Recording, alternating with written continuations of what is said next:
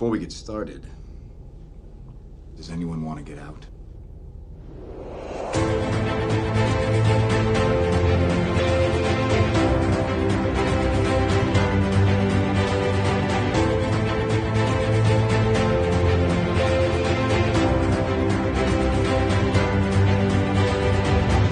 Hello and welcome back to another episode of A Stark Contrast. Boom, boom, boom, boom. If you listened to episode 2 last week, we just want to say thank you. Dai and I appreciate all the continued support we get on here. Dai, how many patrons do we have right now? We have 11 patrons right now.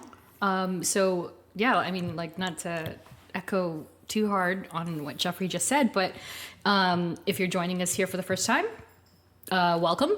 If you've been following along, welcome back.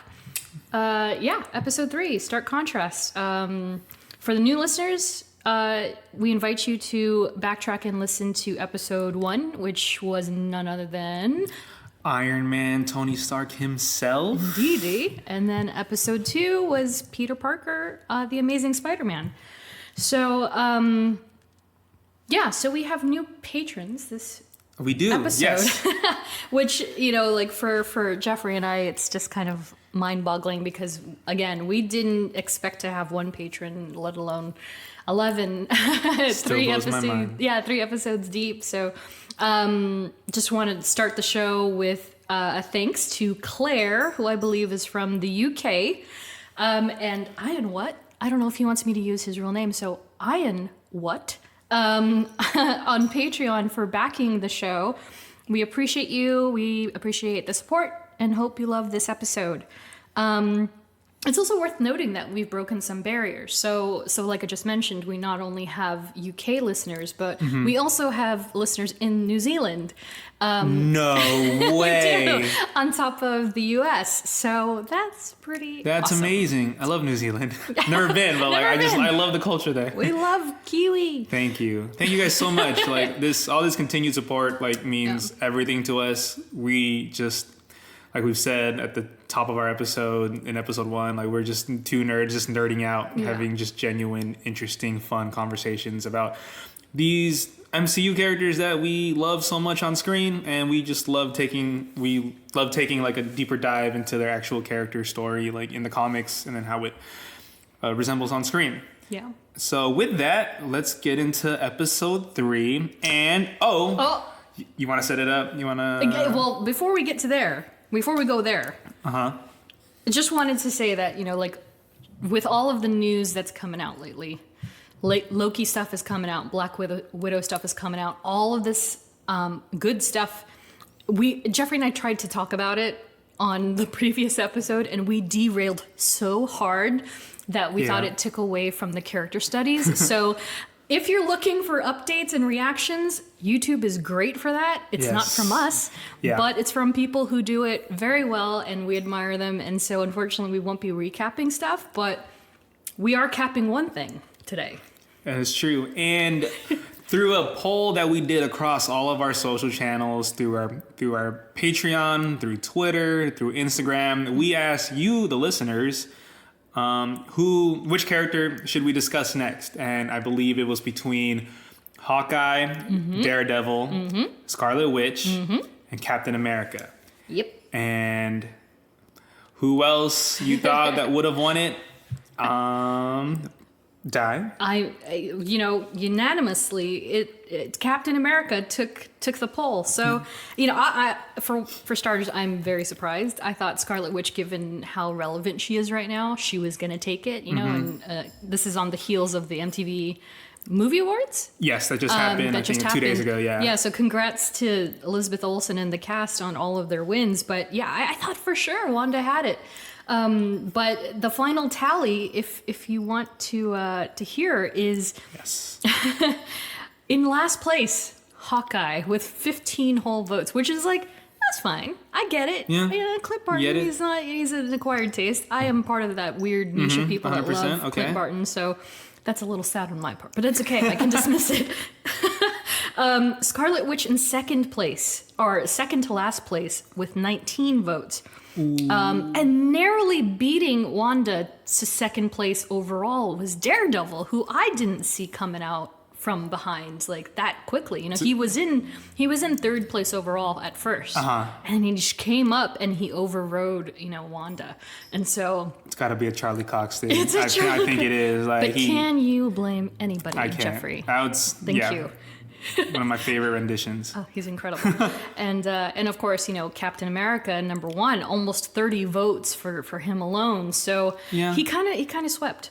So that's who we'll be covering today for this episode. And I got to tell you, it is a deep dive. You know, I am very excited. Yeah, I thought Tony was going to be tough, but Cap is so. This one is, yeah.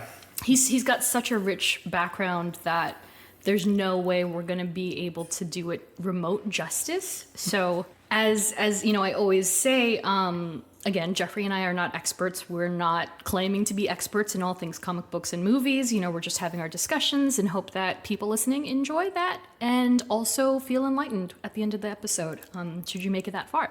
Mm-hmm. So with that said, let's dive into Captain America. Let's start it off. I'm very excited because all I can imagine in my head is just literally Chris Evans, and Yeah, I mean, but at this point, how could you not? You Yeah. know, it's we talked about this in episode 1 with Iron Man and how it's over a decade worth of storytelling. Yep, exactly. On screen. So it's at this point, you know, if you've stuck to the films even halfway, you know, Chris Evans is like the visual embodiment, if not entire embodiment, of Steve Rogers. Agree. And I gotta say, I mean, I feel like just choosing Captain America in general was a tough one, because then it turns into which Captain America. Yeah. Because we're gonna get into it a little deeper later, but Steve Rogers is obviously not the only Captain America, as we now know, with Falcon and Winter Soldier. It's true. So yeah, how should we start this? Should I do the old trading cards? Let's start with just a straight like comic bio of Steve Rogers or Captain America. Captain America. So as always, you know, I've got a you know, a few cards here from my collection. 1992 Marvel Masterpieces, 1992 Marvel Universe, 93 Masterpieces, and then I'll be reading one from the 1992 Impel Marvel Superhero set. So here we go. 1941. Scrawny would-be soldier Steve Rogers tried to sign up for military service, but was promptly pronounced 4F, physically unfit to serve. Dejected, he headed for the door just as opportunity knocked. Army scientists accepted the spindly specimen for an especially secret experiment.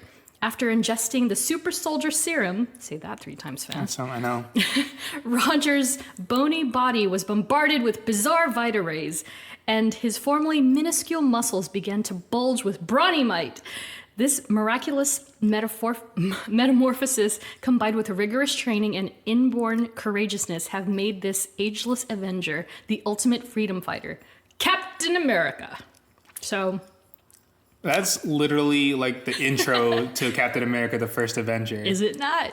Right? Like, it's literally like word for word, like You could how just it was feel on the it, screen. Yeah. Yeah, and mentally picture The 4F. the montage of visuals that The the doctor MCU has coming made. into the, like I was just like right down to the stamp. Like when I Yeah. said it, I heard the yeah. stamp on the folder. You know, like I heard oh my him gosh. going into the machine with the Yeah. Vita ray. Yeah, that's literally the first like 20 minutes of the first Captain America movie. Yeah, I agree. And so it was interesting, you know, revisiting my recon on the character, because I mean, personally speaking, it's hard to find differences. It's hard to find a contrast that was like really offbeat between how he's presented on screen versus comic books, you know. And so, of course, let's start with the very, very beginning.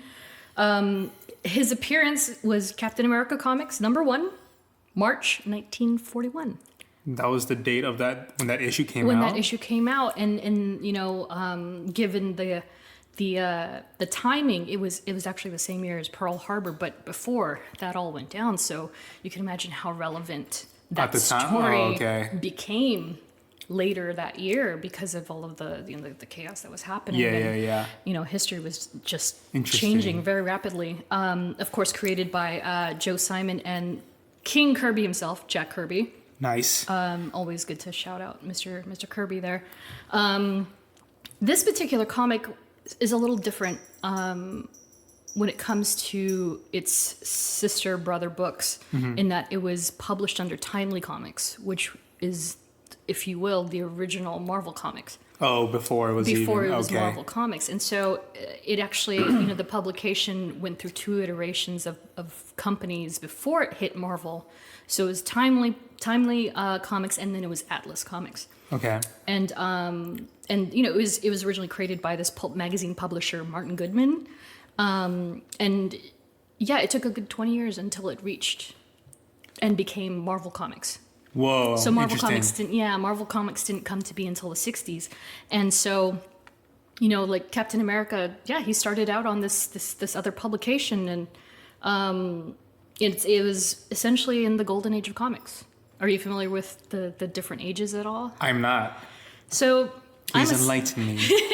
So I am personally a Silver Age collector, which is kind of like late 50s, 60s onward. Okay. And so John Romita is a big one for me.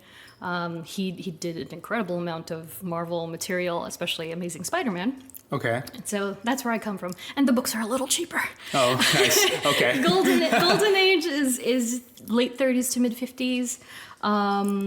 And it was just another era. It was really like the jumping point of a lot of these superheroes.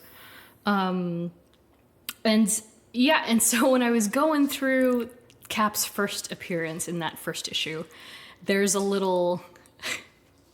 The cats are going crazy right now. I'm so sorry. They're just at this point, the cats are very used to Geoffrey being here, so they're just all over the place and like in his face and eating and stuff. So we might cut that out, but we'll see. It's okay. And so I was going through the recap issue of Captain America's first appearance, and within its pages, there was what I imagined intangibility is a page where it's like half comic and then half advertisement. And so this is way before your time, way before my time even, but I don't even know if you're aware of these things, but it was kind of like when you had like a box of cereal and you cut the thing out and you mail it in with like $1.99 and you get something back. Yeah. So in Captain America Comics #1, there's this little excerpt that for 10 cents, if you mailed in that piece of the comic book, you could get a Sentinels of Liberty badge with Captain America on it and become one of the team. One of the people, yeah. And so I can't even imagine how many people had that comic book and cut that page out, considering how much it's worth now. Because it's... like a first edition. Like if such a thing even exists anymore, But... Before we even get to and that's something I have noted here actually. But before I get to that, I have a quick story with a local comic book shop. It's called McFly's Comics in Huntington Beach, and this amazing caretaker whose collection he actually sells himself. His name is Cal, and I remember when I first walked in there, it was kind of one of those things during pandemic. I was like, I'm just gonna go visit random comic shops. Let me just go check this out. And so this very inconspicuous shop. Down the road, I walked in and I was like, oh, this is interesting. He's got some like new stuff that you would find in like Hot Topic, Funko Pops and toys. And then on the other side of the fence, he's got like boxes and boxes of old comic books, all of which he's selling. And so, I looked in his case just to see if there was anything that kind of, caught my eye. And he had this incredible, I think it was from 1950 or 60, and it was like a stamp collecting book, but it wasn't really stamps. Okay. And so he explains to me, because I was like, oh, how much is that? Yeah. I kept just thinking, like, maybe he's going to sell this thing. That's pretty cool. And he's like, it's not for sale, but I can show it to you. And I was like, cool. And so he gave me the show and tell of this incredible stamp book. And it essentially, apparently there was these issues of comic books with Black Panther, with Cap, with Thor, all of the main lineup. And there were these like stamp-like coupons in the comic books. Okay. That if you cut them out and collected them, you put them in the book. Oh, Yeah, interesting. And so, like, if you mailed in 10 cents or 25 cents, you got this pamphlet, and then you could collect stuff. And again, it's one of those things where you're just like, oh my gosh, imagine collecting these things. And then decades later, you're like, I used to have Captain America Comics #1, and I cut that coupon out. Oh, wow. And so, Damn. So I'm going to hit you with pop quiz. Oh, the first one. Okay. The first one. Okay, so on the heels of these golden age of comics, so take yourself back to 1941. I'm there. And then I'm 100% you think there. of the currency. So we're talking 10 cents for a badge from the Sentinels of Liberty, right? Yeah. And then you think about now. You know, Funko Pops are $9.99. Apple products are way more than that. Inflation is Inflation crazy. is nuts. so you know, a previous comic book that was 10 cents before. Now they're kind of on $3.99, $4.99 up. Yeah, like a $5. Yeah, sure. That said, how much is Captain America Comics #1 worth in mint condition? And I have 4 choices for you. Okay. So this is a randomized. You pick which one you think is most likely. $915,000, $175,000, $2 million, Wow. or $5 million. Whoa, those are very just not even close numbers to each other. And again, remember, Captain America. This is that one we were just talking about with the cutout coupons or whatever. Yeah. #1, first appearance, mint First condition. ever, yeah. Originally 10 cents. Let's have a stab at it. Being that it's Cap, the first edition too, and just like the way that like Cap's value has grown so much in the past 10 years. So I mean, so the more movies Evans was in, I feel like that would go The higher up. the stock. Yeah. Essentially, yeah. So again, the choices are. I know it's not the 200 one, 200 whatever thousand whatever what was that? 175. 175, yes. Okay. Not that one. Okay. Too low. I think that's too low. Okay. Given the nature of yes. Yeah. What was the last choice? The last choice, because The last choice was 5 million. 5 million. So it's 5 to 5.2 and 915K. I really do want to say the 900K, but I feel like that's jipping it because then there's the 2.5. Like that might be. Fine. Like it seems that like might be a fine, semi-fine. like condition. it seems like realistic, but like not too like out of this world. Yeah. So that's why I'm leaning away from 5 million. Yeah. My gut says 2.5 million.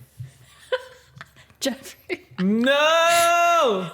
2 million is the correct answer. Oh, 2 million. Whatever. I thought it was 2. You got it. You got okay. it. Yeah. Oh. No, 2 million. Oh, that was 2.5. No, you're good.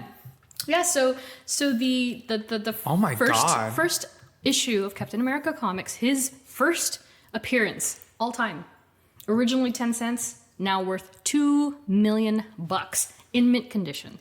And so I have a follow-up question. yes. Is there someone in this world that has actually proved like that they have it I honestly and cashed it out or made it seem like I'm sure, and in those kinds of instances, books go to auction if the person sells them. I mean, we've already mentioned him in both episodes already, but I'm pretty sure our friend Nick Cage, he's a huge collector. Oh, really? And he buys these kinds of books because he can afford them. Yeah.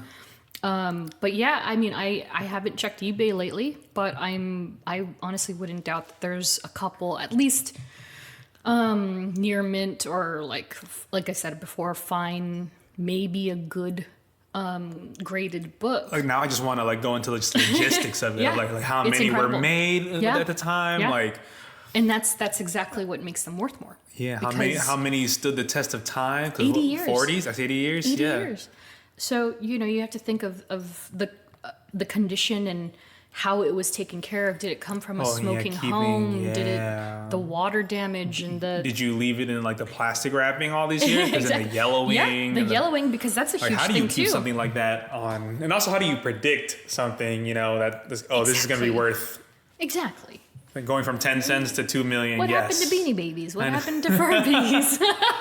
Exactly. Like, you know, you just never know. That Trolls. is Yeah, and so wild to me. It's pretty intense, and so like I certainly don't have any books that are worth that much. I would love to have one, but I have a couple of graded comics. I think I showed you before, and you know the one that's worth the most in my collection is probably Amazing Spider-Man number 50, where he decides he doesn't want to be.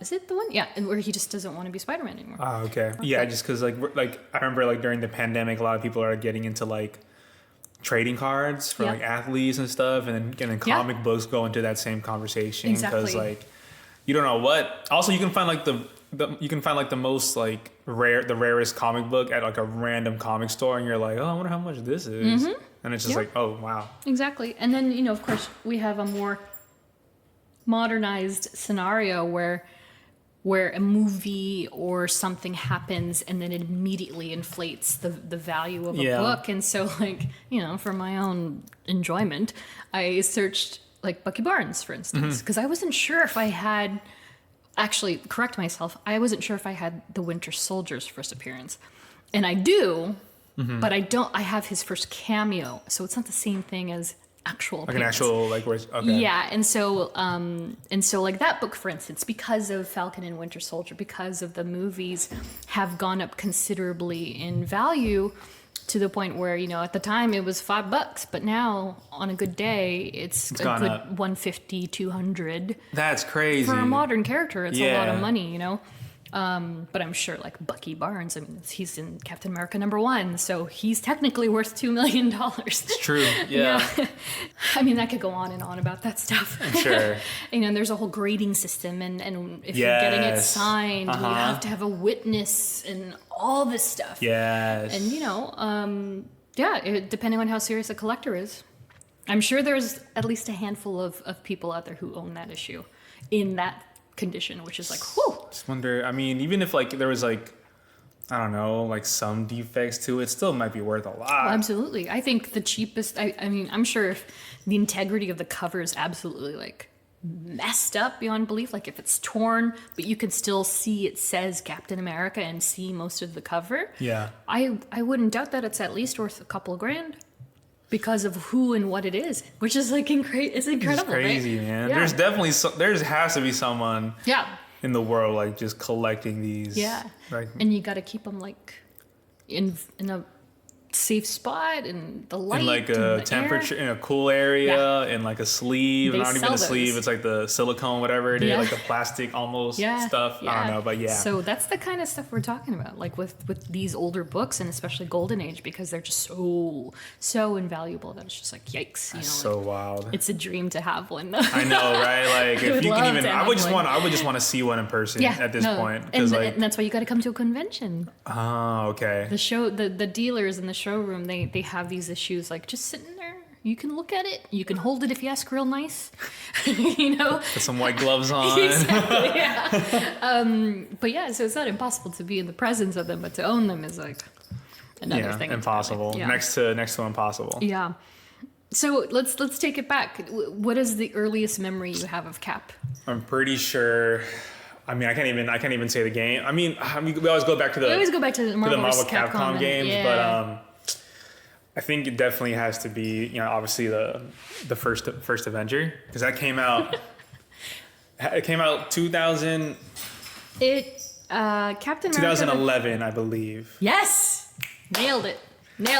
Yes. Directed by Joe Johnston. Oh, I don't even know who that is. I don't even know who that is. Oh, yeah, Joe Johnston did the first one. So that's interesting. Yeah. So not even the games. It was just kind of like, oh. Yeah, I mean, I said this back in the Iron Man episode. I think just like when I got introduced to like just the MCU in general, it was I was watching whatever was like at the time, and then I was like, then as I saw more, then I was like, oh, now I'm invested because I'm pretty sure Iron Man 2 was like one of the first. Yeah, you mentioned that. Yeah, and I was just like, okay, what is this? What's going on?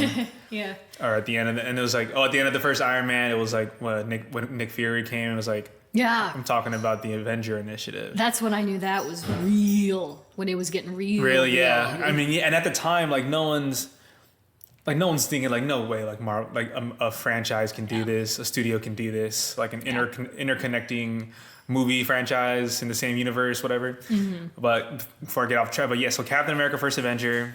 It was so ambitious too, like nobody could have predicted. Let's I think so. Well, Yeah, so like I said, unless you're Kevin Feige. Yeah, so it was First Avenger, I think for sure. And then I guess let's talk about Chris Evans. Okay, is it weird for me to say I don't remember the first time I ever heard about Captain America? I almost feel like I was just imbued with like the knowledge out of the womb. 100%. Because I have no recollection. I just knew who he was. Like as a kid, like he was Captain America, I couldn't tell you. I honestly couldn't tell you. Yeah. So then yeah. I mean, obviously at the time, this is 2011. Mm-hmm. I am a junior in high school. 10 years I'm a junior ago. in high school at this time. You're a baby. Yeah. So I didn't really keep up with like social media like I do now. Like there was no like, I'm going on Twitter to like, oh, like who they announced this person as Captain. They announced this person as this. So I kind of, it's just like, so like when I think of Chris Evans, mm-hmm. 2 movies come to mind. Okay. First one being obviously Fantastic Four. Right? Yes. He's... Which I feel people almost forget sometimes. Really? Like, I honestly, I do, because I think that for casual moviegoers who aren't really comic book people, didn't bother with Fantastic Four. At the time. That time. Yeah, no. I mean, some people forgot that it even happened, let alone saw it, And so... It's my favorite iteration of the Fantastic Four. Honestly, yeah, no, same. I was really into it, like really, really into it. It's also because I have a huge crush on Jessica Alba, but that's another story. I was waiting for that. But Chris Evans, I thought he played Johnny Storm. Johnny Storm. He pretty was fantastic, well. Yeah. And then the second movie that I didn't realize it was in, but I was like, oh my God, it is not another teen movie. Oh, I was gonna say Scott Pilgrim, but yes. No, not another teen movie. Oh not another teen movie, God, because funny.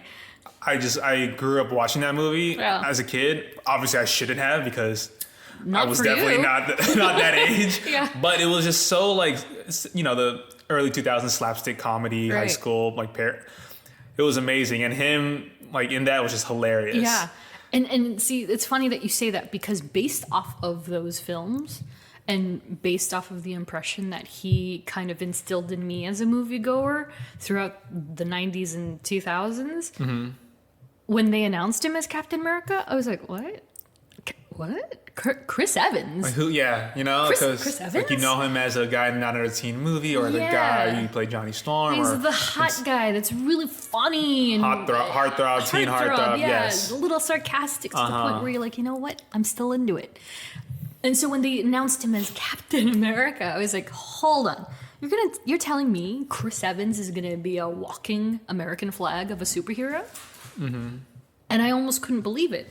But he sure proved me wrong, because holy Toledo. Which takes me back to a post I just saw literally a couple days ago or a week ago. Chris Hemsworth, I don't know if you saw this. Mm-hmm. Chris Hemsworth posted like a headline of like the anniversary of the first Thor. Yeah, with the picture with of him and Tom Hiddleston. And they're like, and the headline was, Marvel cast 2 unknown actors to be their leads for their upcoming movie in Thor. Insane. And I'm like, wow, now they're household names. Yeah. Like you're like, oh, that's Thor and Loki. Hemsworth is what, second best Chris? He's, I think, on the tier of Chris's, he's the second best. So I mean, imagine that. And so the transformation of these actors and characters is just kind of perpetually mind-blowing, because again, who knew? And he embodies Cap so well. Yeah. I mean, it just goes back to a testament to the casting and Marvel just believing in these people. Yeah. But then circle back to the first Avenger. Yeah.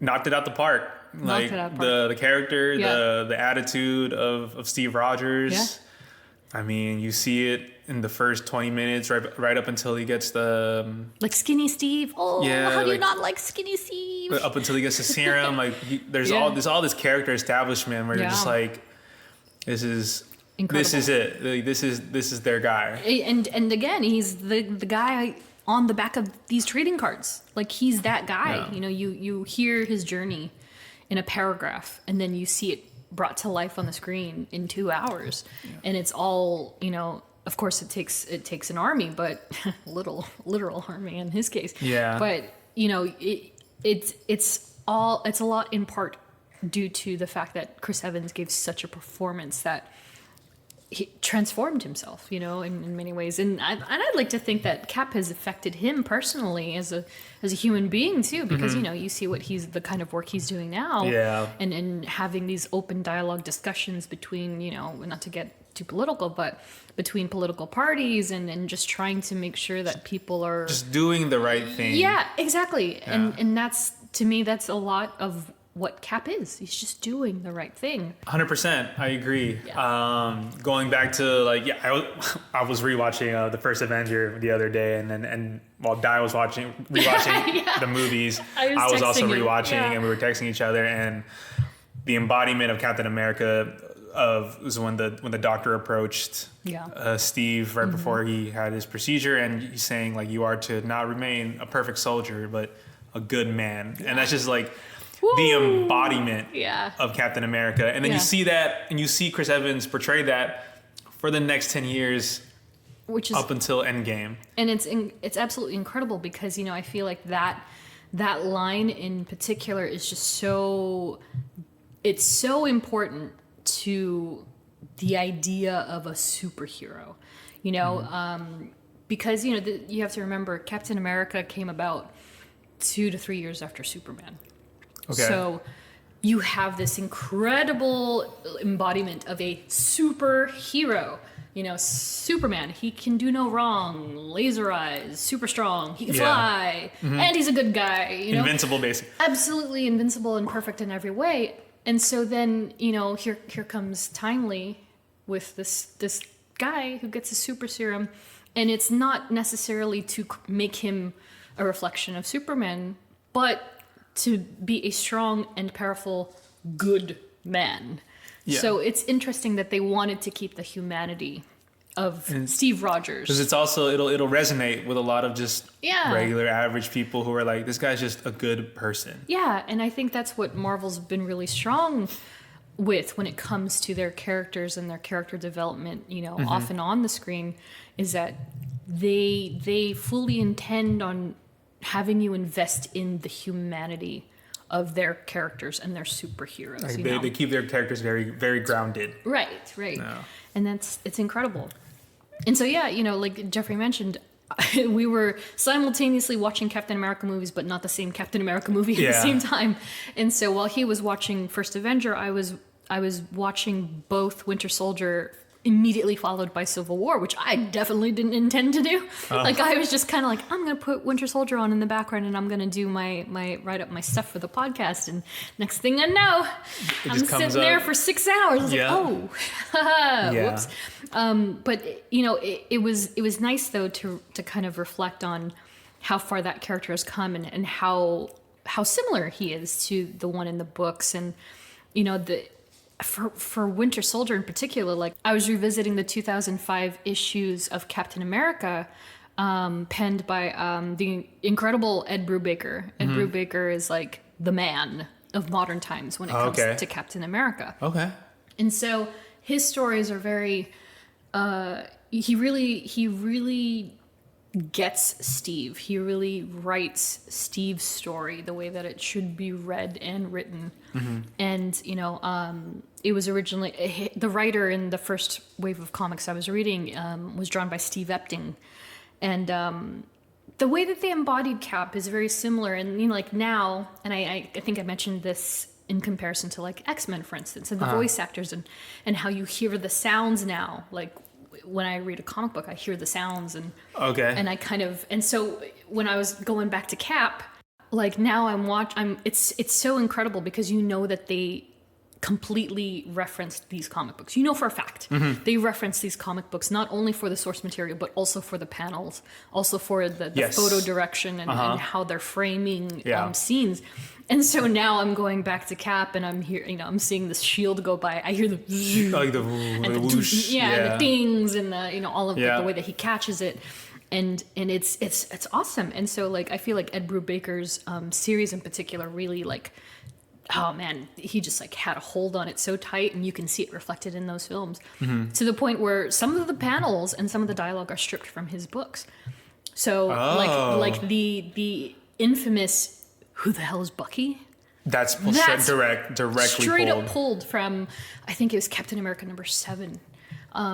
When Bucky like full on comes back as the Winter Soldier, and the scene is a little different. It's of course it's a different scenario, but even the structure of the scene is very similar in that they're squaring off one-on-one, and Steve's like, what the hell? Who is this guy? Who is this guy?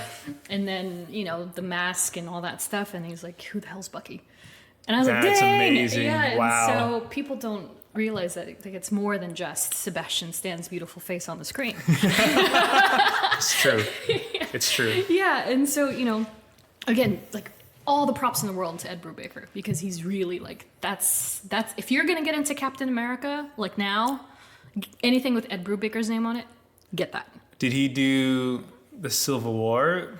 He panel? Did not. Because I think of the Iron Man, Captain America shield panel. Yeah. They ripped straight from the comics in the movie. Yeah. And it's funny you mentioned that because I made note on here. But the first Civil War, there are two.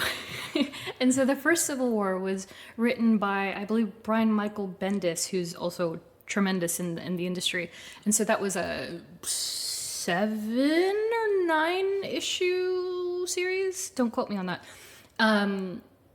That was, and there's that infamous scene near the end of the film where it's Cap versus Iron Man, and the rate even slows down. Yeah, when he's got his shield up against the plasma blasters. Yeah, it's like a perfect splash page. Yeah, it's incredible, and that's actually the cover of of book 7.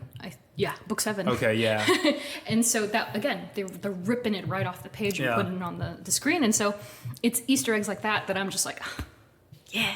They did it. That's they did good. It for the fans. I love it. I love seeing when after I watch a movie and then you go on Twitter or whatever, you do I always do my research for some reason after I watch a movie. Yeah. And so when I see a scene that's just ripped straight from a splash page or something, I'm like, that's cool. And that's a direct iteration of Civil War. Mm-hmm. And so in hindsight, a lot of people, speaking of Civil War, not to jump around too much, but we're actually kind of covering all three in a row, which is nice. We are. Civil War in particular, there's a huge debate about how much it differed from the comic book version, which I totally understand. I'm sure in the comic books there was a lot of more heroes involved, the stark contrast of that is that the X-Men were involved. That makes sense, yeah. And so that was kind of the height of, at that time, why doesn't Disney just buy Fox? Why don't they just put them in? And, people They called your bluff and they did it. They did it anyway! If we just waited a couple of years. So the X-Men are a huge part of that. And it's funny because they're more or less indifferent in a weird way. They're, it's like in the film where, it's Cap squaring off against Iron Man. There's an accord, except in the comic, it's the... something about the Superhuman Registration Act, I want to say. Yes, I have heard about this briefly. Yes. Yeah, and so the Superhuman Registration Act is basically their accords, Sokovia Accords. And so, of course, you remember, this is after Age of Ultron in the MCU, so the super-powered... What did they call them? Enhanced? The enhanced, people, they need to get them regulated. They want them to register and same scenario. And so the X-Men were just like, we're going to let you all figure that out. We're not doing it. And they just kind of slowly back into the hedges like Homer Simpson. And so they had that going on for them. And they're fighting. I've never seen them play this much. They love you. Sick. Just put elevator music. All right, so we're back. And so you've that whole Team Cap, Team Iron Man thing is very consistent with the book version of that. But yeah, the big thing missing was the X-Men, and also kind of like the sub story of Peter Parker. He reveals himself in Civil War book and the comic book. Oh. Yeah, and so like as a support for Tony, he's like, all right, sure, I'll be the spokesman, and he's like, look, I'm Spider-Man, and I'm also Peter Parker, and I support the Registration Act. Wow. Yeah, and so that's a huge thing, and so. But the fact that we even got Peter Parker in that movie. Yeah, that was the introduction. Yeah. Of Peter Parker. It was gigantic, and so that was. I mean, otherwise, again. It's quite different, but also they've got a lot in common. It's got a lot in common, and of course the MCU version was very booky driven. Like you kind of watch it in hindsight, you're like, oh yeah, this is Steve just like Bucky. Yeah. But also standing up for what he thought was right and how he just didn't believe in resigning their choices. Which is a great way to see the differences between like the comics and the movies. It's because let's talk about Winter Soldier before you go back to Civil War. Mm-hmm. Like, what was Cap's like intentions in Winter Soldier? It was, it was the Project Insight stopping that, and then obviously Hydra. But at the end of the day, it was like, I need to get my friend back. Yeah, he's in there and. Something needs to happen. I don't know what I need to do, but something needs to happen. And also the underlying current of this is a man out of time. Man out of time is something you will hear throughout Captain America history. It's always been written in his books, literally. And so he's literally just trying to acclimate to the now and the internet and Marvin Gaye and he's like, I don't know what's going on. And so to then throw Bucky into the mix, who is essentially the one and only thing tethering him to his former life, it's a big deal. And so I get why it bled into additional films and why they have the friendship and relationship that they do. Both on screen and in the book. So it's kind of wild to see it from that angle, especially when it comes to Civil War, because man, he laid down the line for this guy, know. But it makes sense because they were partners from the get-go. You don't forget who you grew up with, who was there for you even when you had nothing, even before the serum. He had Bucky. It's so cute. Even when I had nothing, I had Bucky. I totally get it, and so that whole thing is just so pure to me. And then Steve's character going from Winter Soldier to Civil War, about Project Insight, saying this isn't eliminating the competition. This is fear, holding a gun to everybody's head. That's just showing. Dang, you almost quoted it to the T. Geoffrey's so good. Oh my god! And you did it. I don't know if you realized you did it. You did it in Spider-Man episode 2. Oh, did I? And I think you did it. I think you've done it all 3 episodes, to be frank. I'm telling you, it's incredible. I have seen, like I said, there's a reason why I watched the first Avenger, rewatched it, because I've seen Winter Soldier and Civil War so many times. So many times, yeah. But then, so it's going from Steve being just a great man, being what is this, Nick? What are we doing? Holding a gun in everybody's head. Yeah. So just him trying to be a good man, do the right thing. Yeah. That leads into Civil War, where it gets to Team Cap and Team Iron Man. Yeah. I just want to say I am Team Cap. Yes, no, that makes both of us. Yeah, it's Team Cap. I am Team Cap. Yeah. I thought when at first I came out and I was just okay, what's the situation going on here? I thought I was Team Iron Man because obviously I loved Iron Man a little bit more. Yeah. But then after listening to why the Accords are a thing and why, and I'm just I don't know. You can't really. And he kind of messed with me because Spidey was on his team, so I was I should be Team Iron Man. And then you realize you're no, he's literally a kid. He's literally just doing what Iron Man. How are you gonna say no to Iron Man? Yeah, I'm on your team for sure. Yeah. But what's funny is that in Civil War 2, which came in 2016, which was essentially 10 years after the first run. And that were issue came out in 2016. Like the second series came 10 years later. It's so funny because the movie Civil War came out in 2016. And that's exactly it. They tried to capitalize, which is a thing they do often now. Yeah, they do this. It's kind of funny when they start promoting certain books or they start messing with certain characters. Issue. You're like, what is coming out? Because that's usually why they do it. And so when Civil War came out in theaters, they released a parallel like series to kind of continue the first fight, so to speak. Yeah. But this time it was Iron Man versus Captain Marvel. And so, which is funny because Captain Marvel, who I believe was still Ms. Marvel in 2006, I'm not sure, she was on Tony's side. And so Cap has excused himself from this conversation. Interesting. And then it turns into Iron Man versus Captain Marvel, and there's this whole thing about an Inhuman. It's Inhumans this time, and I believe it was around the show. So they looped in Inhumans. Yeah. Oh my God. Exactly. Oh my God. And so there's this Inhuman named Ulysses, and he could see the future. And so the debate that time was, we have the ability to see what's coming. Do we take it or not? And Iron Man was like, no. And Captain Marvel was like, absolutely. Like, hello, you want to stop future threats. Right. And that's pretty much what she said. And so the funny thing is that when it came to this one, I was Team Iron Man. I was like, no, why would you? Yeah, it's so interesting how they played it. It wasn't received nearly as well.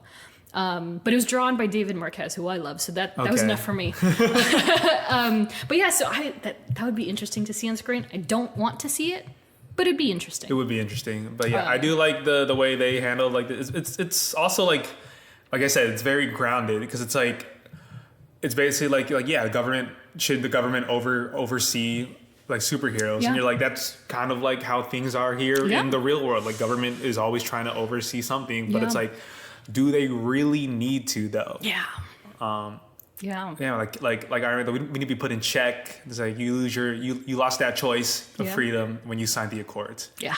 Oh, that line is so like hearing it again. You lose your freedom to choose or something like that. Yeah. And the way he articulated it too. Chris Evans has this way of articulating as Captain America, and I'm pretty sure he said like you lose your right to choose. Yes. Like he stressed by signing that accord, the choose, and I was like, dang. Yeah, and I was just like, yeah, because I was going back and forth. I was like, do you want the government to oversee? Yeah.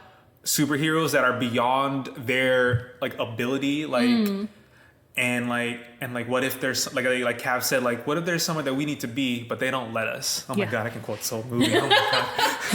It's incredible. No, but it's great. No, so it's exactly right. Yeah, you're not gonna wait on something if someone's getting if like a whole country is getting taken over. Yeah. Are you just gonna wait for the president of the United States to be like, "Can we go? Can we go?" Yeah, just like literally looking at their watches and being like, It's like Sonic when you just leave him idle. He's like tapping his foot and he's like, what are we doing here? We gotta go. So like, I was just like, I kind of agree with Cap on this because it's like, I agree. I mean,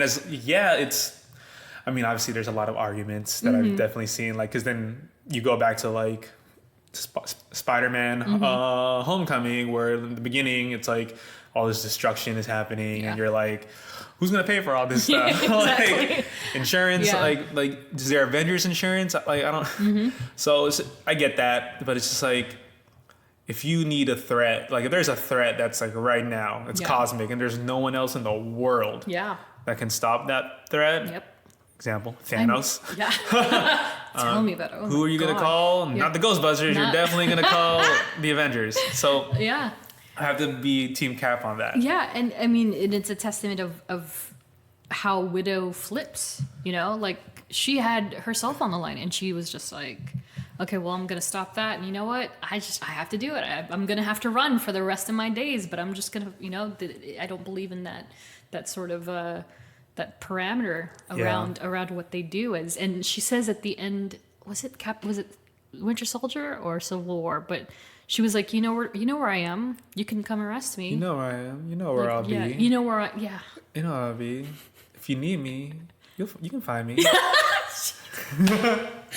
He nailed it. You're not gonna put me in jail. You're not gonna put us in a prison because you need us. Let me get a red wig. Hold on. Tell you. Oh my God. Incredible. Love it. Incredible.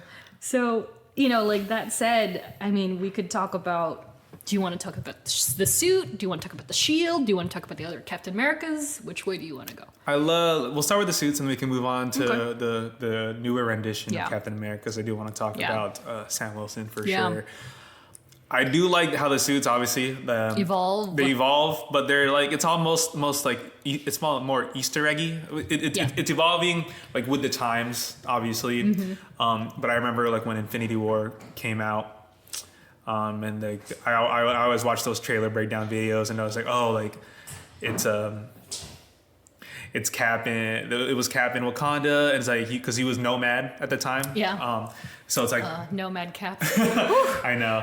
And then like he had the suit, but like Yeah. under it you saw like the scales, and Yeah. you're like, okay. And I saw people like were saying like, oh, that's like that's like another costume that like I forget where it's from. I mean, you can see it here. Oh, in, yeah. in The this, scales, in this yeah. artwork, you can see it's like that whole. Oh, yeah. What is it called again? I'm already forgetting what it's called. But you know, it's like wartimey. You know, it calls back to his origins, really. And then going into Endgame, it's just full on just badass Yeah. suit that he has. Do you have a favorite? Ooh.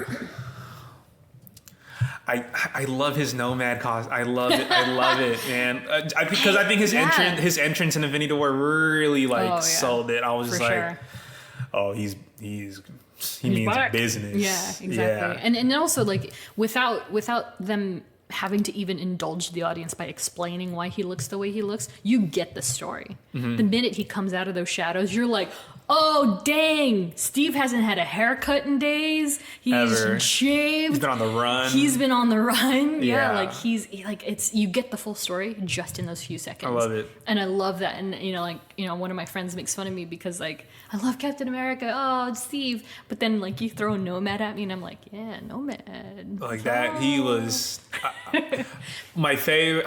I have so many like favorite like scenes. We talked about this too, like where like one of my favorite scenes was of Cap, but that scene where he stops Thanos' arm just by off sheer strength of him. It's incredible. I was just like, With this is an indicator Yeah. in itself, like to show like how strong Steve is, Yeah. and, like from like The you've seen him. helicopter. And like, Yeah. I love that shot a So lot. Yeah. It's incredible. And so like really, I mean, I don't know that I have a favorite suit, but I love the suits in Winter Soldier and Infinity War / Endgame. Like those are probably my favorites in particular. They're so good. They're just so great. But I've enjoyed like the nuances of change that they had in Winter Soldier with the white and how they've kind of gone through these really subtle changes. And You got to. You can't have the same you suit can't have the same suit. all these years. And it's like we chat about and probably will say like for every character is that it's nice to see them in these films because they all evolve. Their looks evolve in different ways. And for Steve in particular, it happens to be like his hair gets a little crisper when he's like he's got shorter hair and he's more clean cut, but also the suit changes. It's vibrant. It's not vibrant. It's they played back to the old Cap wants you suit where the tights. That was funny, and then to the actual artillery like look, and so I love that. But so apparently like in the books when I was doing the history, the shield actually was that triangular shape that not the circular one but the shield his original shield. They actually got hit with like a trademark issue. Oh, really? Yeah. And so apparently there was another character that was popular at that time called the Shield, and he had a shield that looked like Captain America's shield. Oh my God. And so they Shield were like, counter. yeah. And so like they were like, okay, well we got to scrap it, and that's when they introduced the circular, like the one that we all know and love now. Wow. Yeah, and so that's how that kind of came to be, which is kind of crazy if you think about it. And then, and now it's been passed down. MCU or not, it's been passed down to so many people, and so many people have had their hand on used it like the way. That's what because I do want to mention something about the shield. The shield itself, combat-wise, has evolved also because you see so many different ways of how the shield is used in combat. Yeah. and I love seeing it. Speaking of the shield, my favorite future that I wish they still used, because obviously with the shield, it's those two straps, right? 2 leather straps. I know what you're gonna say. loved the way the shield was in Age of Ultron. With the magnetic. The The and you can just pick thing. it up and Yeah. boom. Like I wish, and I feel like that would be easier to use, like for Sam Wilson. Yeah. So he doesn't have to try to catch it in the straps kind of thing. Yeah. I just felt like that would have been easier. So that's the aspect of the shield that I wish they kept. Yeah, the tech. Yeah. And I wonder why they didn't, now that you mention it. Well, Because also, you're right. thinking about it, when Cap passed the shield, he came back from the. That's also true. From he probably came back from the 70s. But also, we whatever. wouldn't have gotten that incredible shot in Endgame when he's. Oh yeah, you like Steve Rogers too, huh? Keeping that in just in case.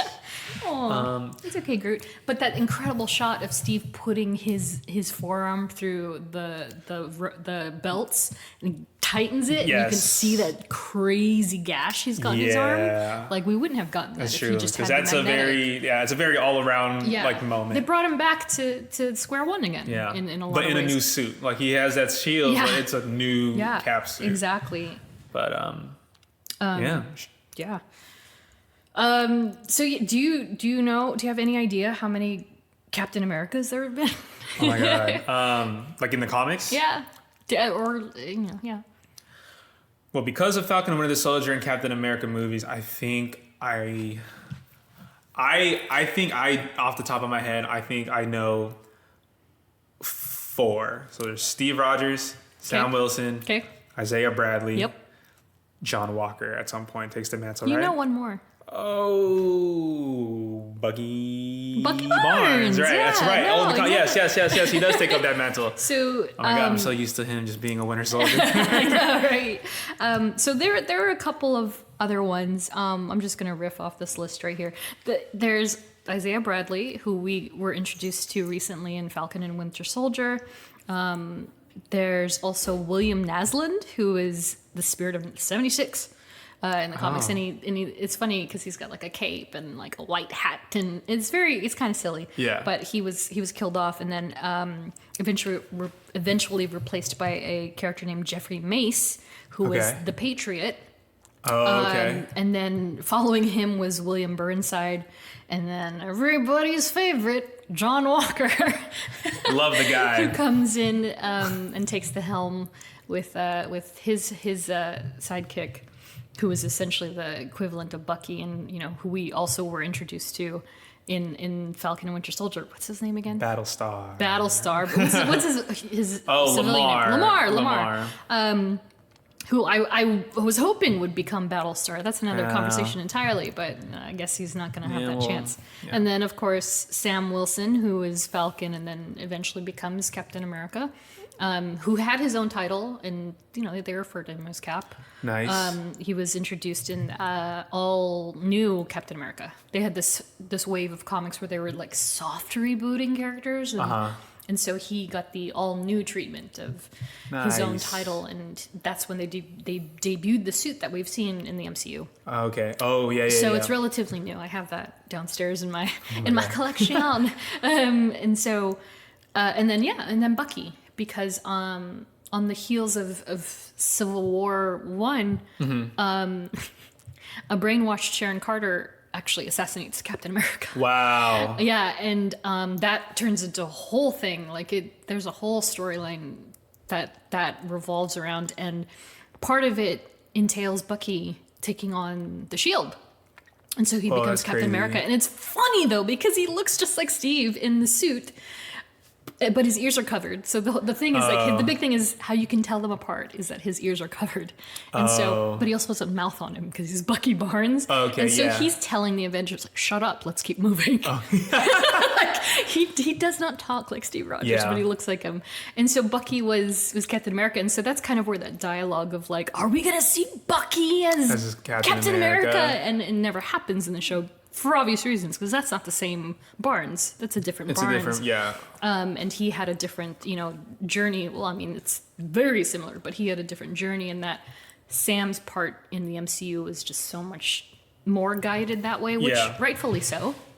You know, I'm not mad at it at all. I love Oh, we're Sam's segueing cap. into Falcon and Winter Soldier now. I guess Okay, so, yes. yeah. Perfect segue. Yeah, so, you know, like it's as neat of an idea as it would have been to see Bucky in the suit. Take up the helm. Take up the helm. Yeah. You know, that I think a lot of people engraving. did want to see it too. Yeah, But but with John Walker in the mix, it's kind of like, well, he was Captain America for 5 seconds, and then you're gonna throw Bucky Barnes into it before getting to Sam Wilson in 6 episodes.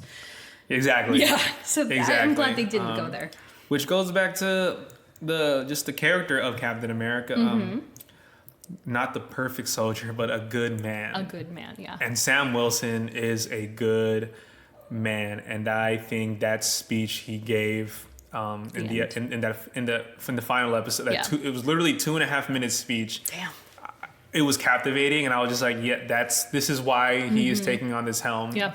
Like that character growth was great to see. Although it was 6 episodes, they told the story that they wanted to tell. Like he went from, I don't know if I want to be Captain America because I'm not Steve Rogers. Like I can't. No one can ever. Yeah.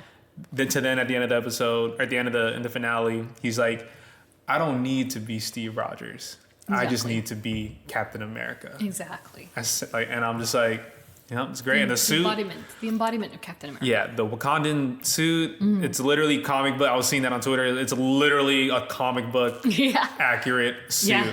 Yeah. And then I saw like a side by side of all the suits we've seen in the past year and a half. Yeah. And wow, they've done Marvel has done a lot of very comic book accurate suits, and going back to like Wanda, Scarlet Witch That's suit. all I wanted.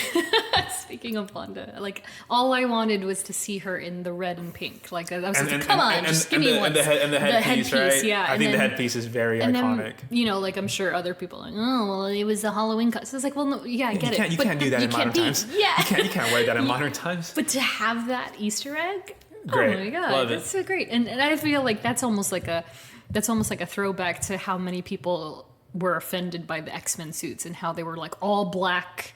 Like and then, you know, they even made a joke in one of the Logan movies or one of the X-Men movies, and he says, "What did you expect? Yellow spandex?" And it's like, actually, we did. We wanted the yellow spandex. Yeah. And so I think that they've embraced, you know, which is another thing that's actually it's absolutely amazing when it comes to the MCU, is that you see them trying to adopt the suits, and you know, people were like, oh, where's Wanda's crown? Why isn't she wearing this? Why isn't she wearing that? But it's like, again, it's the maturity. They're maturing the characters over time. They're gonna get there. They're gonna get there. Yeah. And she's like, you know, you compare her to the end of was it Civil War? Yeah, the end of Civil War, where she had that like hot 3-second cameo, and I was like, oh my gosh, what is that suit? And you don't get to see it again. But then, you know, she goes through the motions, and now at the end of WandaVision, she's got this beautiful garb that's kind of reminiscent of her father, but we'll talk about that later. And same with going back to Sam Wilson and like his like evolution of the suits. Like he just had the backpack in Winter Soldier. In Winter Soldier, he with improved the goggles. He improved it in Civil War, I believe. He had like a whole suit with Red Wing and Ant-Man. And yes, because he had that cameo in there, and he was a little. I think it was pretty similar, but he did look like he had more gear on. But yeah, and even the way that the tech flows with the wings, they've even upgraded that, and now they're just like, psh, like what do you even say? I just love that Wakanda. I just love that Wakanda as being like, damn, like we need an upgraded suit. Who do we go to? Yeah, Wakanda. Like, exactly. Well, it's kind of like the Tony Stark effect, you know, like Spidey, like, you know, like what, did you really expect him to live on fabrics and going to Joann's every 5 days? Exactly. Come on. No, you gotta upgrade the stuff. And so it's funny that you mentioned Wakanda, because like, you know, originally in the books, before the origin of the Shield was established, it was kind of understood that, you know, like by the time that the 60s rolled around, or later than that, really, and adamantium came into the picture, that Cap was throwing around an adamantium shield. Oh. But, of course, science came in, and they're like, well, the density of adamantium is far too heavy for him to throw out that acceleration. Sure. and so they kind of went back, I think, in 2007 or so. They went back and they retold that, the origin, so to speak, in that it was indeed Wakandan vibranium. Oh. And so a more light and pliable metal, but just as strong as adamantium. Most versatile metal on Earth. Because and I'm not to segue too much, but not to tangent too much, but like vibranium in general, Wakanda isn't the only place you can get vibranium. You Where can else also can you get it. I don't know this actually. I don't know this. You can get it from the Savage Land, if that means anything to you. I don't think no. You made a Sauron joke the other week. Oh, Sauron God. comes from the Savage Land. And so it's essentially a place where enhanced, like mutants, like the X-Men, they tend to lose their powers when they go to that land because it's a remote island, blah, blah, blah, blah, blah. Okay. But you can forage vibranium from Wakanda and Savage Land. Interesting. And so I wonder if later on down in the MCU line, are they going to kind of pivot between Wakanda and Savage Land and kind of introduce that whole other suite of characters, because there's a whole bunch of them over there. Interesting. Yeah. So wow. it's kind of neat. Yeah. There's so much story to tell. There's so much. But speaking of the Shield, I got a pop quiz for you. Oh, let's go. Okay. So this one's a little nerdy. Which president gave Cap the shield in the comics? Oh, wow. This is going to be a weird one for you. But maybe. You got to think again. Think of the timeline. Okay. I mean, if you know your presidents, this is a shield. I hope I do. If not... I hope I do. Was it Roosevelt? Okay. Truman? Okay. Eisenhower? Okay. Or Kennedy? Interesting. And I just have to say, they do mention John F. Kennedy quite a bit in the original comics because of the timeline. Interesting. I believe they even say, and I'm going to repeat this for the Winter Soldier episode that eventually happens, I believe Bucky was one of the shooters. Yes, I remember that. Wow, yeah. So poor Kennedy. Kennedy was all over the books, but yeah. Oh my God. So Roosevelt, Truman, Eisenhower, or Kennedy? Truman doesn't seem like a guy that would give a shield to Captain America. Cap. Mm-hmm. Eisenhower. I really want to say Kennedy now, just cause like he seems like a super, just like, hey Cap, like we made this for you. Mm-hmm. I'm gonna go Kennedy. On this one. Kennedy. Okay. Incorrect. It was President Roosevelt. And they established this canon. Teddy! They established this in canon in 1981. And so he just presents him with the shield. Oh, it's Captain America. Blah, blah, blah. And yeah, so there you go. Wow. Nerdy. Nice and nerdy. What a timeline. Speaking of timelines, thank you for the segue. Do you know who else has been a part of the Captain America family in other universes? In other universes? Yeah. I think you know one of these. Wait, so Captain America family, as in like who else has been Captain America? Not of the normal timeline, but of another world. In the comics? Yeah. Do you have any idea? Oh my God. And which is funny because I do believe we see one of these instances in the upcoming What If series that's coming in August. I think I know. Wait, come on. Oh my God, what's her name? Peggy Carter? Peggy Carter. Captain Britain. Captain Britain. I mean, which is kind of funny because there was a Captain Britain, but that's another story entirely. Yeah. But yeah, in other verses, Peggy, she was... she's the one who took the serum. It was part of this time-traveling jaunt, and there's a series called Exiles, which features one of my favorite X-Men characters, Blink, who is portrayed by Jamie Chung. Yeah. What's her name? I forgot her name, but in Days of Future Past. Yes, I know exactly what you're talking about. I love that character. Mm-hmm. And so anyway, she's traveling and she arrives in one particular universe where Peggy Carter is actually the equivalent of Captain America, which is kind of what they're pulling the What If episode from. So that's one. Another one is Danielle Cage. Do you know who Danielle Cage is? Danielle Cage? Danielle Cage. I do not. Is actually Jessica Jones and Luke Cage's daughter. Oh. She was named after Iron Fist, Danny Rand. Whoa. So her name is Danny Cage with an I. And so she is Captain America in another universe. And then in, of course, my favorite universe, Earth 65, where Spider-Gwen is from, Samantha Wilson is actually Captain America there. Is that? And she's an iconic black woman who is like, she is the Captain America. That's it. And she's awesome. I almost wish that she had her own series, to be honest. It was so good. And then Captain America, I almost said Spider-Man, Captain America 2099, who is also a female, Roberta Mendez. And so they're all women, which is interesting. Yeah, I just noticed that. Yeah, oh my God, that's amazing. Women, and 3 are women of color, which is like... That's awesome. That's freaking great, right? I would love to see that on screen. Yeah, I know. It's great. It's good stuff. Yeah. So those are all the Captain Americas. Oh wow! And that's there's a lot more than I had anticipated. Yeah, I'm not gonna lie. And that's just the scraping the surface, you know. Like each one of those characters, especially Dani, is kind of like her features are kind of mixed matched.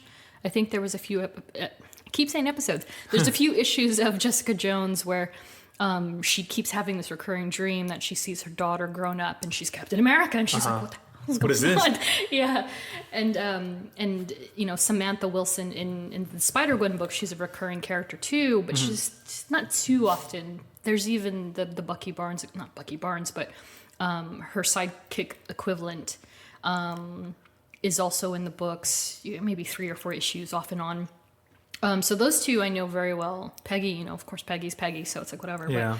But, not whatever, but we all know Peggy. Yep. And so Roberta is the one I don't really know too much about, but I hear that her story is, it's not so unsimilar from Steve's, that she was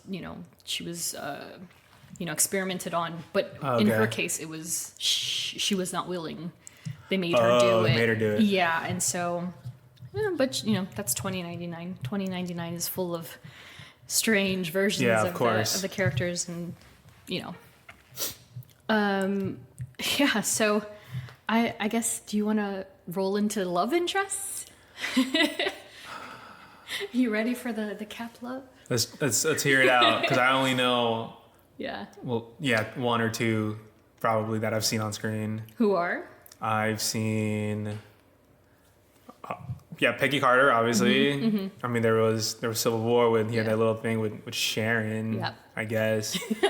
How do you feel about the Sharon thing? Like her arc? She and Steve. Oh, she and Steve? I mean, yeah, people said it on like Twitter. It's like, dang, like you just kind of kiss like your girl's niece. Yeah. Which is funny. Yeah. There was like a joke on Twitter where Cap goes back and like he kisses Peggy, Sharon. But then he's like, oh man, your niece kisses better, and it's like, wait, what? What did you say?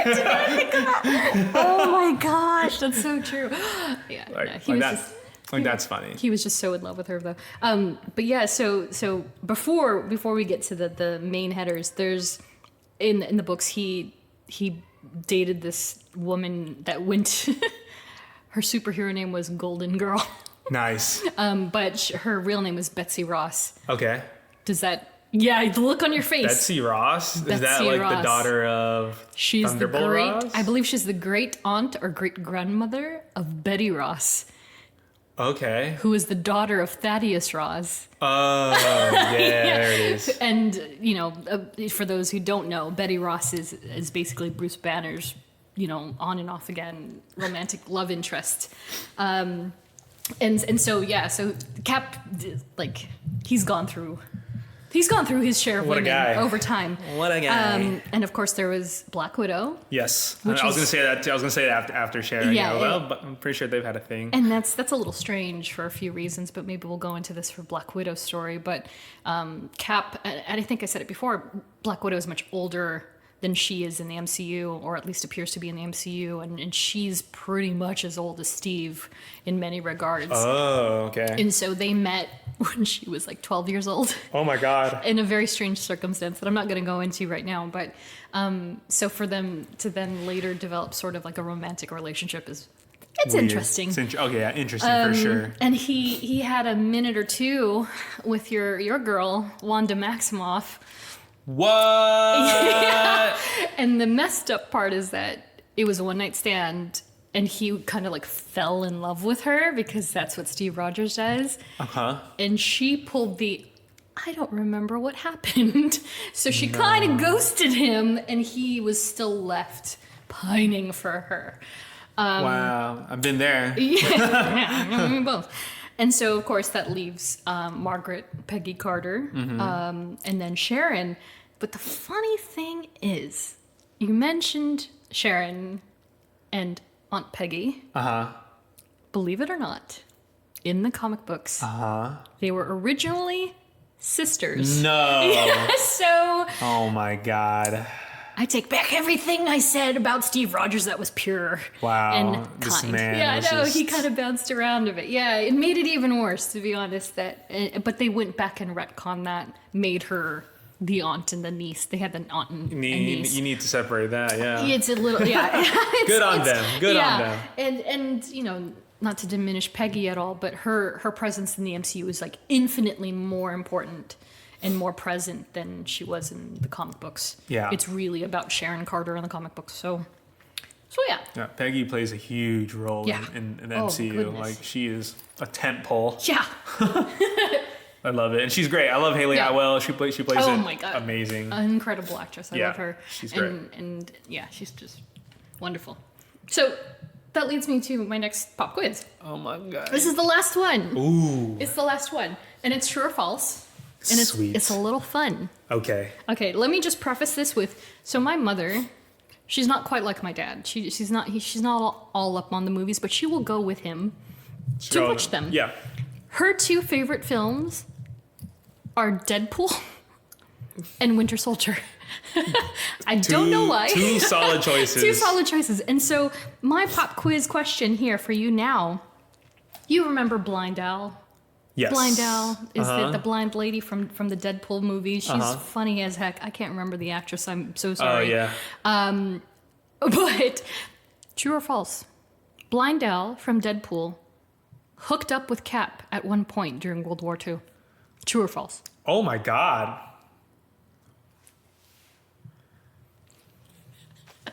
Oh my God. Just the thought of that is like scarring me right now. Yeah. Oh my God. Yeah, remember Blind Owl is old? I want this to be false. You think it's false? Is that your final yes, answer? Yes. It is in fact very true. Oh my God. Captain America hooked up with Blind Owl during what World the War hell? II. Kind of Cap is You in the just have to comics, remember. man. Yeah, no, like he's doing more than just a single kiss. Wow. Yeah, no. Oh my God. So there's no actual. He's about to retch on me. He's about to retch. So there's no like actual documentation of what you don't happened. need documentation. But there is an existing panel where she's bonding with, I think it's Wade, and she's like, "Oh yeah, I hooked up with Captain America during World War II," and he's like, "What?" I would love to see Ryan Reynolds pop up in the movie and be like, "Steve, is that?" Yeah. I love it. I love it. Yes, I do. Oh my gosh, it was so good. I can't wait for the MCU Deadpool movie. Oh, I'm ready. It probably won't be for 2 years, but I'm ready. I just can't wait to see what Feige in the studio allows.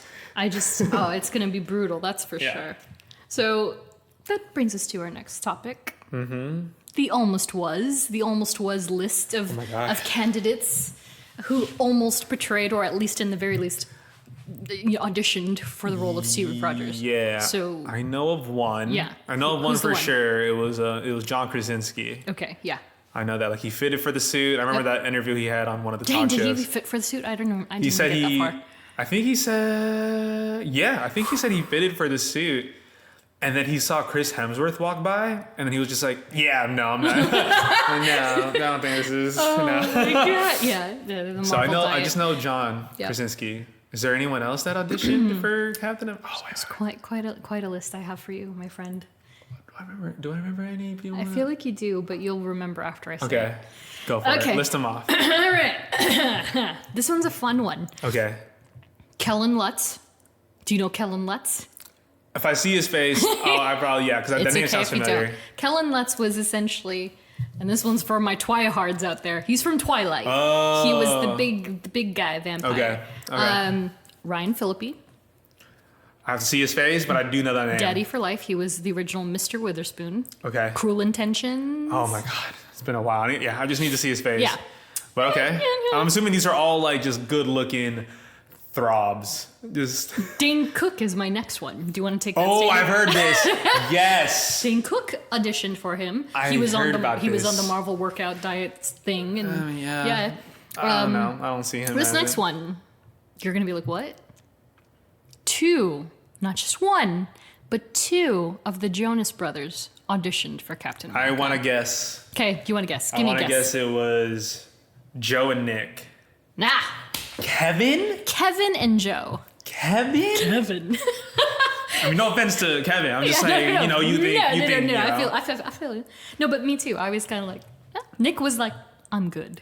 Wow. Or he just never got it. Maybe because he was just too young. But this was 2010. Yeah, you're thinking 2009, 10. Yeah. So this is the it boy at work again. This is like peak Jonas Brothers. Yeah. peak adult Jonas Brothers. Yeah. And so you could tell the casting team were trying to get people who were like super relevant at that time. Yeah. Or at least like try them out. Yeah. Get them in the suit. Say the lines. Screen test it a little bit. Exactly. The next one actually is on my short list for Hawkeye. Jensen Ackles of Supernatural fame. Okay. Incredible. Almost too handsome. Too. He's a good-looking dude. Nice. Like a little too good-looking, Okay. maybe for Cap. The thing about Chris Evans is that he's kind of got this doe-eyed, soft boy look to him, which makes him stand out amongst the rest. Especially the next one, who is Alexander Skarsgård. Oh, okay. Yeah, I who know was that guy. Tarzan and True Blood and all that stuff. Another candidate was Garrett Hedlund from Tron, I believe. Oh, okay. Yeah. Yeah, him. He's kind of more of like a Cyclops to me, but that's also the other guy. I see that. John Krasinski, like you said. Uh-huh. The not Gambit, Channing Tatum was apparently up for it as well. He's too pretty. Too chiseled.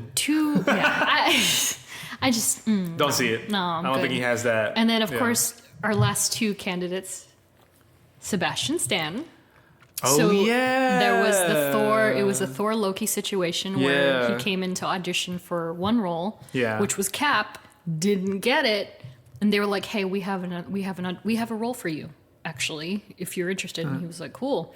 And he says, I think in an interview, that he's like, in hindsight, best decision, because he prefers what happens to Bucky and that storyline that he's got to develop. Really? Nice. Yeah, over Cap. I mean, I'm sure that would have been cool too, but he got a good deal, if you ask me. I mean, he got a series out of it. Yeah, exactly. And then last but not least, Chris Pratt. Interesting. Yeah. Oh, so Chris Pratt? Chris Pratt didn't get it either, yeah. And I think... Well, look at him now. He's a he's Star-Lord. 4 years later, he got Guardians of the Galaxy, That's crazy. I feel like they just kind of put him back in the pile, and they were like, all right, well, next time. And I also wanted to kind of, this is kind of random, but I wanted to give a shout out to Chris Brewster, who was essentially Cap's stunt double in pretty much all of the films. Yeah. He was also, maybe you don't know this, but he was also Daredevil in the Netflix series. And so oh my God, I have seen that on Twitter somewhere. Yeah, he's great. Oh my God. Yeah, no, I used to talk to him all the time on Twitter. Somebody stole his account, so a big FU to that person who hacked him and took his account away. But Chris, we still love you, Chris Brewster. That's crazy. Yeah. So, is there anybody in particular that you would or could see as Cap? Like as of right now. If not Chris Evans. If not Chris Evans. Yeah. Oh my gosh. I already know. I can't. It's another one of those where I'm just like, I don't. It's hard because Chris Evans really did it. Like he had the voice and he had the endearing traits of Steve Rogers. Yeah, exactly. And like you may think that's like easy to convey, but it's really not, because when you listen to like Chris Evans' speeches and how he kind of like consoles or he's firm, like it's very like oh, he means business, but it's also like he's my friend. The delivery and the deliberation and the intention that he was able to kind of pull together. His posture about it, yeah. And it's like we said at the top of the show, you know, like this guy was Johnny Storm like a couple of years before that. And so to see somebody be, dare I say that, versatile and kind of come out of left field. You just come into that. And then just knock it out of the park. You're like, how? It's hard. And so, so the next suspecting person, like, who knows? We have no idea. Like, it could be somebody that we're just like, what? But they're just as good. There can never, ever be another Steve Rogers, I think. Yeah, no, I agree. Oh my God, we're copping out of this question. We always do this every time. But it's like, there's some characters where you're like, it's hard. It's tough. Chris Evans really just knocked it out of the park. No, for sure. I agree. Yeah. I agree with how his story ended. Mm-hmm. I thought it was great. Yeah. I know some people don't agree. They think it's a little weird, like that he gave up his mantle and all that. But you know what? For that Cap, it worked. He wanted a life. Yeah. And he needed to get it. It's just like he said. He had the option to. Yep. Yeah, I'm gonna take it. He doesn't care if he's living back in the 40s. But it was with Peggy. With Peggy. So, which, by the way, that song playing at the end of Endgame is the same song that plays in Winter Soldier, and it didn't dawn on me until I rewatched it yesterday. I am in love with that song so much. Gorgeous. I have just played it. Love it. I just played it because that saxer. And then I haven't gone to Disneyland in a while, but I remember seeing videos of that they played that song after Endgame came out. Yeah. It was part of their World of Color show, I think, and they played that song for the Avengers part of the show, and I was just like, oh my God, like how are you gonna play this song? Like, I can't deal with this right now. I think that's why I didn't watch first Avenger. I was like, I can't. It gets me very emotional just because I love that whole nostalgia and the first loveness of it. It was great. And Peggy is just so great. So yeah, I mean that's essentially the show. But of course, before the final stuff, I have my strange item. The collector and her collection. And so it's not so much of a strange item than it is a very cool one. And I'm going to pull it out of the box here. I usually, you know what? I don't open stuff. Oh my God, I'm guys. one of those people, and I opened this because I wanted to show you. Oh, oh my God, this is like an exclusive. It's an exclusive. It's literally in the bag. It's in the bag. I'm pulling it out, and I just want to hear Geoffrey's reaction when I show him what these are. Okay. Do you have any idea what they might be? Oh no. Oh yeah. Are they Coulson's cards? I knew it. I saw the blood stain on the back, and I was like, no, these are not Coulson's cards. So these are replicas of Coulson's cards. Oh my God, it's like I'm in the movie. That he collected from Avengers. And oh my God. And so there's a bloody set and a regular set. Huge fan. Yeah, I love them so much. So yeah, they're cool, nah? Sir, and then just Maria Hill. Sir, those cards were in Coulson's locker. Yes. Yep, well, they just needed a little push. Yeah! I knew I could rely on you. Yeah, so that's that. Oh, this is literally like the card that Nick throws on the table. Yep. Oh my God. That splatter of cards and Coulson. Oh my God, this is insane. Them. Yeah, they're good. They're good stuff. Was this the shield that was a? Yeah, that's the shield. That was like copyrighted. Yeah. So it survived a few years, but it inevitably came down to the disc, which is funny because he's carrying it in this one too. So that's Captain America. God. I mean, wow, there is a lot that I did not know about Cap, like in the comics that I thought. It's a ton. Yeah. I mean, even like with the show, with the Falcon Winter Soldier, like it introduced like 2-3 versions of Captain America. Yeah. But I didn't realize there was so much more. Yeah. There's tons and tons, and as always, this is just the surface. We didn't go tremendously deep and as far as we could have, really. But I think it's a good primer for some new folks. And I am very excited for the Captain America 4 movie. Yeah. Which is. Did we get a year for that? No. I don't think so. It was just an announcement after the season finale. They just announced, because Malcolm Spellman is going to come back. To write it. Incredible. So I'm very excited for that. It's gonna be Who crazy. knows Yeah. how the story can I couldn't go even forward. tell you Yeah. who I think the villains are. Like, I have I don't, yeah. no idea. Because by the time that rolls around, we don't know There's who going else to be is going to so be many introduced. things. Yeah. It's going to be nutso. It's going to be nutso. It's great. So For, since Cap, I think we agreed to do this. We agreed on this before recording, but since Cap won the popular vote amongst listeners, we're going to go ahead and, for episode 4, introduce a female into the mix and cover Wanda Maximoff, Scarlet Witch. Yes, I'm so excited. For episode 4. So that'll be out in a couple of weeks, and we have a special guest that may be joining us that I'm very excited to have on. He's a great friend of mine who's also a Wanda fan. I'm not going to announce names yet, just in case. Yep. But don't do that. So I'm hoping to announce our special guest very soon. Hopefully by the time that everyone gets to listen to this episode.